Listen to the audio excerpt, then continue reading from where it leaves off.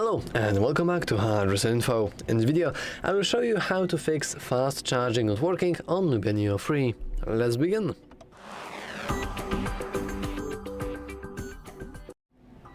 So, unfortunately, if we go into the settings and then into battery, you will notice that there is no way for you to disable or enable the fast charging, and this is because the setting is already available and it's by default enabled. So if you just charge up your phone, by default it should charge up faster.